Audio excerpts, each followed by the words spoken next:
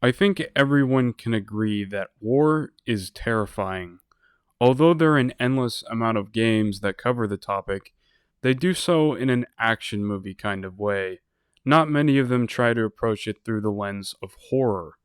I mean, there's just so much to be terrified by. Besides the obvious amounts of violence, disease, and madness it causes, there's also being conscripted.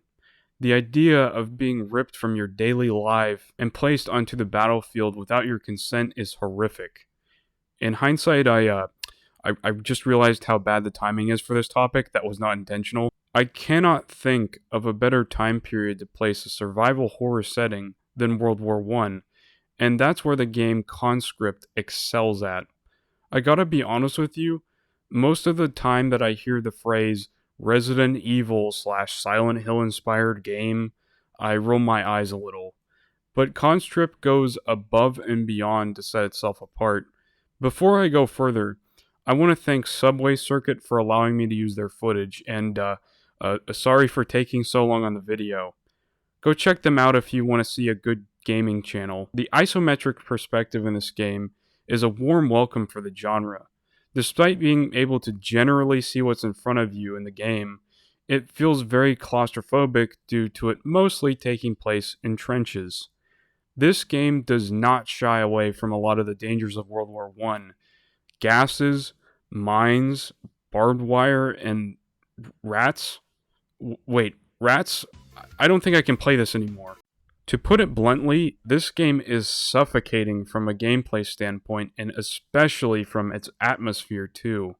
The visuals are appropriately gloomy, looking like it was stripped out of an average day in London. The visuals are obviously a nod to the PS1 era, and they did a great job emulating Silent Hill's graphics.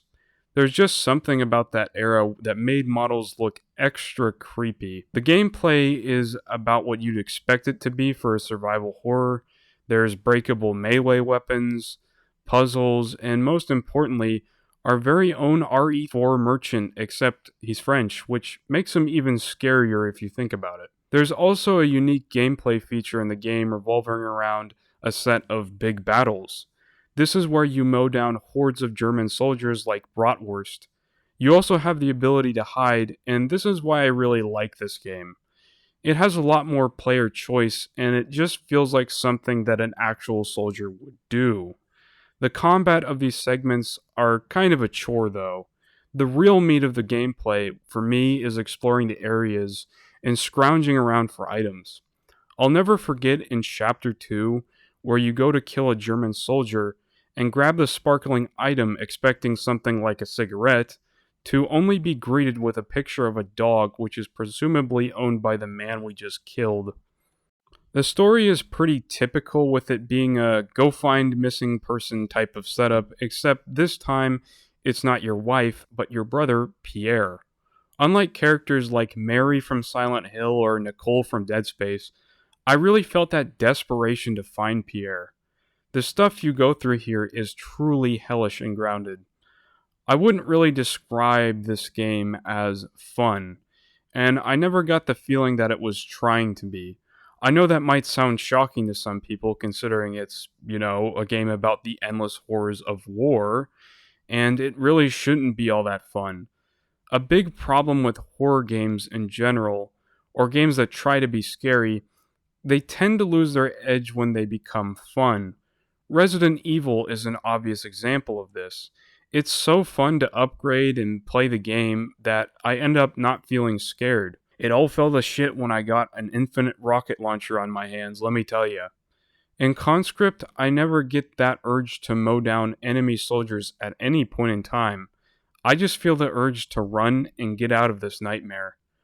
Horror should be punishing, and boy, this game can be unforgiving at times. Granted, it does fall into the bad type of punishing with the constant backtracking at times, but I digress.